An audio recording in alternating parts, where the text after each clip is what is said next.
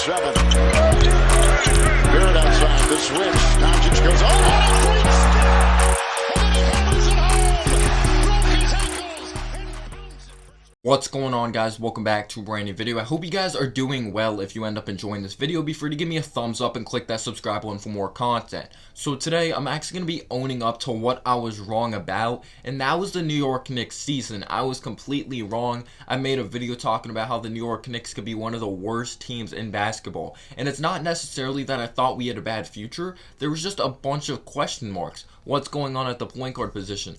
RJ Barrett's still very young. People thought Julius Randle was going to suck again, and that was going to be a big reason we were going to go on to lose. We drafted Obi Toppin. We thought he was going to replace Julius Randle. We liked Tom Thibodeau, but this is the young player's first year under his system. How's it going to work out? We brought back Elfrid Payton. Will we end up being a good defensive team under Tom Thibodeau, even though we don't have the necessary personnel to really lock down guys one-on-one? We don't have a Kawhi Leonard on this team. We don't have an Anthony Davis. We don't have a Ben Simmons. We don't have those lockdown types of defensive players. We have Mitchell Robinson, but he gets in foul trouble. These were my expectations entering the season. No Derrick Rose at this time.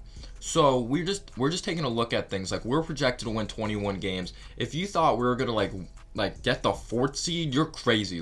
No one thought we were getting the 4th seed. No one thought we were winning over 40 games. And just bringing back Elfrid Payton, I was like, okay, we still have a question mark. We still have a question uncertainty when it came to the point guard position. We're not winning.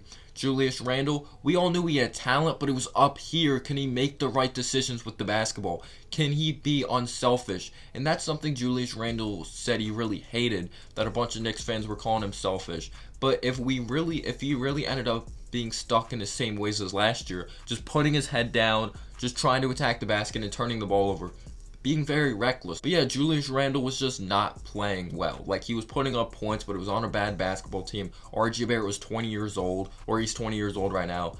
But we didn't expect him to make this leap from downtown. I knew he was going to become better as a facilitator because I saw some of that at Duke. It was just not on a consistent basis. We knew he could score the basketball. Yes, you could say he didn't have that pop second year, 20 points per game, but he's 20 years old. We knew he had these deficiencies in his game. He still needs to get better when it comes to handling the basketball, really creating shots off the dribble. Yes, he could attack the basket off the dribble, but his handle's not the best. He can't shoot off the dribble, but he's become a better spot-up shooter, going from 30% from downtown to 40%, improving his free throw percentage literally 15%, something crazy like that.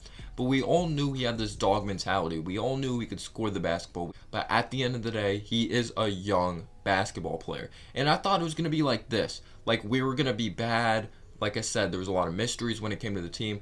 But I thought we were going to start off bad. Tom Thibodeau was really going to install this. We know what he is. He's the complete opposite of a David Fizdale. No nonsense mentality. No nonsense culture. I didn't expect the defense to be this good. I didn't expect it to be top 10, top 15, or top 5 in some categories when it came to the defensive rankings. I didn't expect it to be that good. I knew he was going to scheme up certain things, but RJ entering the season wasn't really known as a good defender. We knew Elfrid Payton was a really solid to good defender coming out of Lafayette. Julius Randle had some work to do on that side of the ball. Mitchell Robinson still had to be disciplined. Reggie Bullock, we knew he was solid, of course, playing for the Lakers, playing for other teams like the Detroit Pistons in his NBA career. But did we have that lockdown guy like a Ben Simmons? No, we didn't really have one of those big-time defensive players in Anthony Davis, a Kawhi Leonard.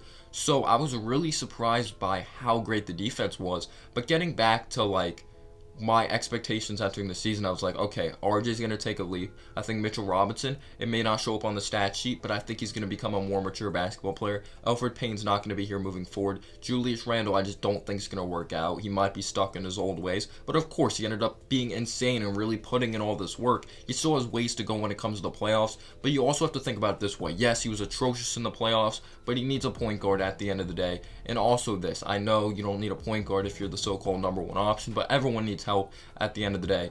This man, was he shooting fadeaway jumpers out of bounds? Was he shooting threes from downtown last season?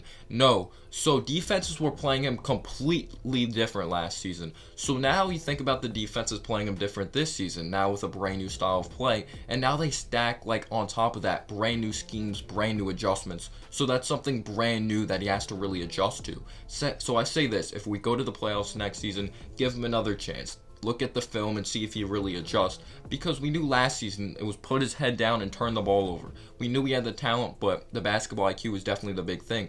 But I thought we're going to start off bad, but this young group of guys was really going to learn from Tom Thibodeau, and we're going to learn how to win games towards the end of the season. But yeah, I thought RJ Barrett made a huge leap. Reggie Bullock was really great in the second half of the season. We ended up acquiring Derrick Rose for nothing, Dennis Smith Jr. in the second round pick, which was a part of like the Willie Hernangomez trade, getting like Johnny O'Brien and waiving him. We pretty much traded Willie Hernangomez for that second round pick. But yeah, Derrick Rose ended up being this great leader, great basketball player. We ended up picking up Taj Gibson off the streets, of course, not that way, but he didn't have an NBA contract, and he ended up getting key deflections, being a great leader, still a good defensive player at 35, 36 years old, still had some bounce like in his step. This team overachieved. I love my New York Knicks, but Elfrid Payton, Reggie Bullock, solid player. RJ Barrett, 20 years old. Julius Randle made this leap no one knew he was gonna make, all-star level. Mitchell Robinson goes down. Nerlens Noel steps up, and this team is the 4th seed and wins over 40 games. And I'm not gonna say it was as easy as this. The Atlanta Hawks have a lot more talent than us,